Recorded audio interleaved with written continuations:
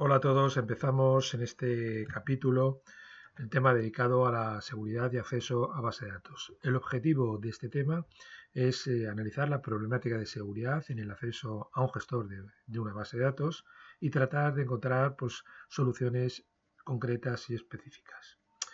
Antes de nada, antes de empezar, voy a haceros una pequeña introducción. Bien, en primer lugar os quiero trasladar que la implantación y la gestión de la seguridad en los sistemas de información, en primer lugar, quería trasladaros que supone un enorme beneficio económico. Imaginaos que vosotros quisierais construir, montar una empresa hoy en día. Si esto lo quisierais hacer, que podría ser el caso habitual de muchos de vosotros, pues vosotros buscaríais un sitio web en el cual tratar de vender vuestros productos o servicios. Es cierto que para poder tener éxito en vuestra empresa, el producto o servicio que vosotros queréis vender, el punto cero, debería ser que ese producto es bueno. Ya sabéis que las redes sociales hoy en día la información corre muy rápidamente y claro, si ese producto pues no fuera bueno, pues evidentemente rápidamente se sabría, ¿no? Pero aunque este producto sea bueno, este servicio sea bueno, es una condición necesaria, pero no suficiente para que tengáis éxito. Daros cuenta que una vez que precisamente hayáis utilizado estas redes sociales para captar vuestros clientes, una vez que estos clientes fueran a comprar vuestro producto, deberían proporcionar información confidencial, información de carácter personal, su dirección, su cuenta corriente, su DNI, su número de tarjeta de crédito. Si ese usuario potencial que va a hacer la compra del producto no encuentra un entorno confiable, no va a realizar esa compra. Pero es que además cuando ese usuario, ese cliente, os proporcione información de carácter personal, vosotros como empresa estáis obligados aquí en España, en Europa, a implantar el llamado Reglamento General de Protección de Datos. Este reglamento os obliga a implantar medidas de seguridad en la protección de los datos de carácter personal almacenados en vuestras bases de datos. Es decir, estáis obligados a implantar estas medidas de seguridad. Además, en vuestra empresa pues tendréis que almacenar información propietaria de vuestras líneas de productos, desde información estratégica de vuestra empresa, la tendréis que almacenar en base de datos. Lógicamente, vosotros lo que no queréis es que la competencia se haga con esa información. Debéis implantar medidas de control, medidas de seguridad a la hora de almacenar vuestra información estratégica. Además, vuestra empresa podría querer aquí en España facturar con la Administración General del Estado. Si eso lo queréis hacer, estáis obligados a acceder a través de un portal electrónico que mediante certificados digitales podéis realizar la generación de facturas electrónicas. Si vosotros no disponéis de esta infraestructura, pues no podréis facturar, no podréis vender productos a la Administración General del Estado. Para que os hagáis una idea, el Reglamento General de Protección de Datos que os acabo de citar prevé unas multas que pueden llegar del orden de unos 20 millones de euros. Eso significa que si vosotros no implantáis medidas de seguridad, pues puede suponer la desaparición de vuestra empresa pequeña o mediana. ¿De acuerdo? Es decir, por todo esto que os estoy contando, estáis obligados a implantar medidas de seguridad, por que así vendéis vuestros productos y porque así cumplís la normativa, la legislación. Si cumplís la normativa y la legislación, pues no estáis expuestos a multas. Pues bien, el objetivo de este apartado de la asignatura va a ser, en primer lugar, conocer qué amenazas y ataques puede sufrir la información en un entorno de una base de datos. En segundo lugar, el objetivo va a ser especificar qué servicios de seguridad se pueden identificar para hacer frente a estas amenazas y ataques. Vamos a proponer mecanismos y protocolos de seguridad para implementar los servicios de seguridad que hemos identificado. Y en último lugar vamos a proponer una solución específica, como va a ser la capa TLS, como solución para implementar servicios de seguridad en un acceso a una base de datos. Porque ya veremos, y de forma práctica, ya veréis que el acceso a una base de datos no tiene servicios de seguridad. Es decir, las consultas a una base de datos, las respuestas que vosotros recibís van a ir en claro. Cualquier intruso puede acceder a la información transferida. El índice que vamos a seguir, como basado en estos objetivos, va a ser, en primer lugar, vamos a hacer una introducción a la seguridad de los sistemas distribuidos, analizando qué amenazas y ataques pueden tener lugar en el entorno de una base de datos. Vamos a identificar qué servicios de seguridad pueden hacer frente a estas amenazas. Vamos a identificar también los mecanismos y protocolos que pueden ser utilizados para implementar dichos servicios de seguridad. Y vamos a hacer una propuesta concreta de una solución para proporcionar servicios de seguridad en el acceso a un gestor. La documentación que os vamos a proporcionar va a ser suficiente, aunque no obstante, pues siempre nos gusta identificar algún libro que vosotros podríais utilizar adicionalmente como complemento a toda la información que os vamos a dar. Bueno, aquí tenéis, os he propuesto 5 libros, los 2 primeros son libros muy buenos relativos a la seguridad de William Salin, que son libros detallados de algunos aspectos que aquí vamos a comentar. Criptografía Network Security Principles o Criptografía Network Security son libros muy específicos de mecanismos y protocolos de seguridad. MySQL Administrator pues es un libro genérico relativo a los comandos del lenguaje de control de datos de MySQL, en el cual están los comandos que hemos visto relativos a la administración de privilegios, y también habrá comandos relativos pues, a la gestión de un acceso seguro. Los 2 últimos libros son libros genéricos de redes, en los cuales siempre hay un capítulo dedicado a la seguridad. Hay una primera pregunta que deberíamos responder, aunque más o menos la he estado respondiendo en la pequeña introducción que os he hecho. ¿Por qué se necesita seguridad? Aunque bueno, claro, la pregunta 0 sería ¿qué es la seguridad?, ¿no? Y aquí en la parte de abajo de la transparencia pues hago una referencia, una definición del diccionario de la Real Academia, que nosotros lo vamos a aplicar a nuestro ámbito tecnológico. La seguridad es la ausencia de riesgo o confianza en algo o en alguien. Para nosotros, aplicado al campo tecnológico. Ausencia de riesgo que vamos a tener que garantizar, ya veremos, con servicios de seguridad. Nosotros tenemos que ser conscientes de los aspectos fundamentales que tenemos que proteger. Los datos confidenciales, los datos de carácter personal, la información de nuestros empleados, los modelos de negocio, nuestros recursos. Nosotros vamos a estar en Internet, tenemos una empresa, por ejemplo, ¿no? Tenemos una empresa o trabajamos por una empresa, tenemos que proteger la información que esa empresa proporciona en Internet. ¿Y qué es lo que tenemos? Bueno, en un principio tenemos la Internet abierta, la arquitectura TCP/IP, pero la arquitectura TCP/IP proporciona fiabilidad, pero no proporciona seguridad.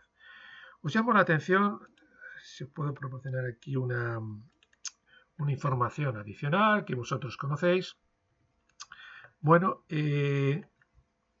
la arquitectura TCP/IP se basa, como bien sabéis, en una red denominada ARPANET, que fue desarrollada por la agencia ARPA del Departamento de Defensa norteamericano, que era una agencia que se dedicaba, bueno, como su nombre indica, a agencia de proyectos de investigación avanzada. Era un proyecto en aquel momento de investigación avanzada, el construir una red fiable, la red ARPANET. La red ARPANET inicialmente no incluía la arquitectura TCP/IP, sino incluía un protocolo propietario que se denominaba NCP, programa de control de red, que en el año 80, aproximadamente hacia los años 80, fue sustituido por la arquitectura TCP/IP tal cual la conocéis vosotros.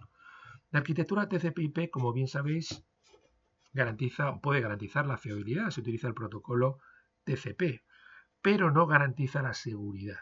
¿Qué quiere decir esto? Bueno, quiere decir que los datos van a llegar si utilizamos TCP, no sabemos cuándo van a llegar, pero si hay una conexión física entre un origen y un destino, van a llegar, porque así lo garantiza la ventana deslizante del protocolo TCP.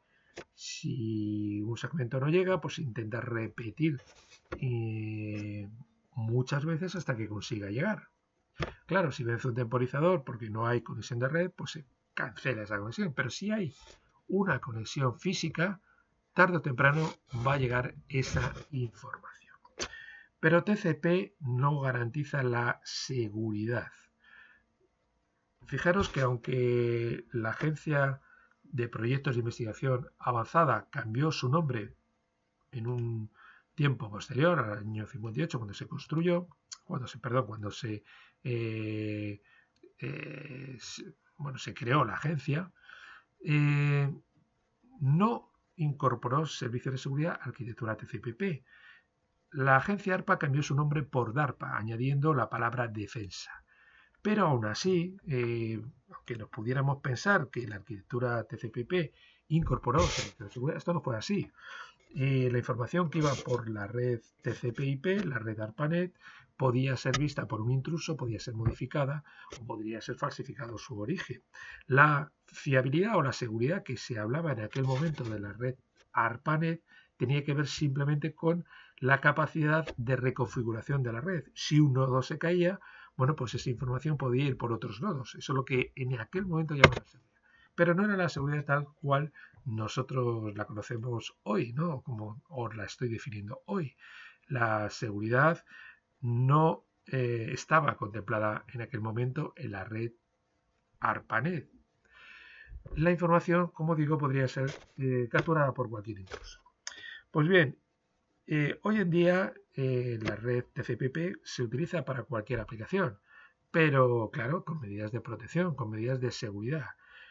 ¿Qué significa dotar a la arquitectura TCP/IP o a Internet de seguridad? Bueno, normalmente va a significar añadir una nueva capa a la arquitectura TCP/IP, una nueva capa, que se suele llamar TLS, la capa nivel de transporte seguro, que proporciona servicios de seguridad. Esa es una solución o la solución más adoptada. La que vamos a adoptar nosotros para acceder, por ejemplo, a un gestor de base de datos. Incorporar una nueva capa a la arquitectura TCP/IP significa modificar la arquitectura TCP/IP dotándola de servicios de seguridad. Eso se suele traducir con decir que la arquitectura TCP/IP, una arquitectura de comunicaciones, la hemos convertido en una arquitectura de seguridad. Internet ha evolucionado a lo largo de los años significativamente. En un primer momento disponíamos de arquitecturas o de redes de comunicaciones basadas en arquitecturas de redes de área local, en organizaciones corporativas, organizaciones estatales, administraciones locales, que accedían puntualmente a la Internet o la web 1.0 para recopilar información.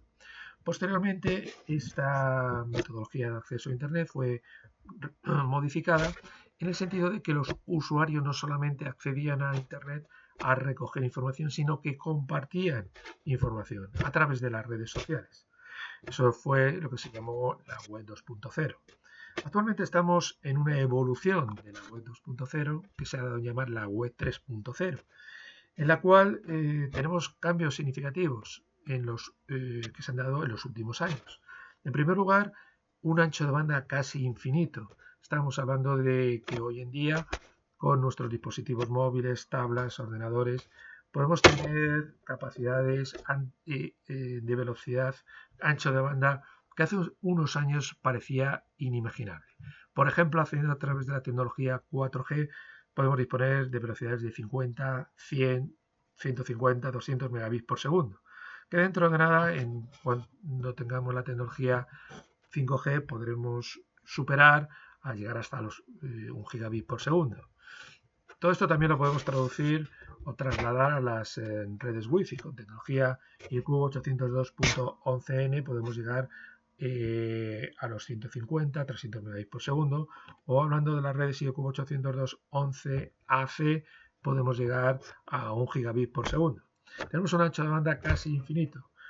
Este casi infinito nos permitiría, seguro, implementar servicios de seguridad casi sin coste, debido a esta capacidad tan grande que tenemos del ancho de banda. El disponer de este ancho de banda tan infinito nos permite acceder a servidores distribuidos. Nos permite, por ejemplo, acceder a servidores que tienen instaladas aplicaciones complejas. que nosotros no queremos tener instalados en dispositivos móviles, bueno, por varios motivos, a lo mejor por su dificultad de instalación, en móviles o en portátiles, o porque la dificultad de computación en dispositivos pequeños pues nos es bastante lesiva. Por eso están alojados en sitios que se van a llamar nube, a los cuales nosotros estamos accediendo de forma constante. Pero claro, este acceso de forma constante es posible por este ancho de banda tan grande que disponemos hoy en día. Además, en este contexto, la web 3.0, tenemos también lo que se llama la web semántica, en el sentido de que nuestras aplicaciones son capaces de acceder de forma automatizada a la información que está distribuida en Internet, en distintas bases de datos. La web 3.0 tenemos infinidad de información, tenemos incluso información personalizada al usuario dependiendo de su ubicación geográfica, tenemos aplicaciones alojadas en la nube, tenemos información distribuida en bases de datos a la cual nosotros accedemos de forma constante. La disponibilidad es un perfil importante de los servicios de seguridad que debemos de proteger.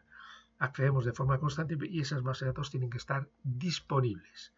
Y al acceder de forma constante tenemos que de forma constante garantizar que ese usuario accede a su perfil dentro de un entorno virtual. Accedemos a entornos virtualizados, y tenemos que estar seguros que ese usuario es quien dice ser. En este contexto debemos de garantizar, debemos de implementar servicios de seguridad. ¿Qué tipos de seguridad tenemos? Bueno, podemos identificar 3 tipos de seguridad, bueno, que en realidad se van a resumir en 2, ¿no? Vamos a describirlos. En primer lugar tenemos lo que se suele denominar seguridad en un sistema informático, computer security. Estamos hablando de medidas de protección de la información, de los datos alojados en un sistema de información. En la seguridad en un sistema de información deberíamos garantizar que los datos en ese sistema de información, por ejemplo en una nube, no van a ser accesibles más que para los usuarios autorizados, que esos datos no van a ser modificados, que esos datos han sido depositados ahí por un determinado usuario. La seguridad en red o network security serían aquellas medidas de protección que garantizan la protección de la información en tránsito. Es decir, cuando nosotros accedemos, por ejemplo, a una base de datos, la seguridad en red debería garantizar que esos datos que nosotros mandamos a una base de datos o que recuperamos de una base de datos van a ir protegidos en tránsito, que nadie va a ver esa información, que esos datos no van a ser modificados y que se va a garantizar que vienen de la entidad alegada. Seguridad en Internet, pues sería la seguridad, la protección de la información en una red que va a ser Internet. Realmente seguridad en red o seguridad de Internet para nosotros va a ser lo mismo. Ya veremos que las medidas de protección para garantizar la información en lo que hemos dado a llamar en seguridad en red, en network security, va a ser exactamente igual, o casi siempre van a ser igual que las medidas de protección para garantizar que esa información no ha sido modificada en un sistema de información o para garantizar que en un sistema de información esos datos no son vistos por un usuario intruso. No obstante, nosotros en las próximas clases nos vamos a centrar en lo que hemos dado a llamar seguridad en red. ¿De acuerdo? Aunque, insisto, las medidas de seguridad, los servicios de seguridad, los mecanismos y protocolos de seguridad van a ser casi exactamente igual a aquellos que tendríamos que utilizar en la seguridad en un sistema de información.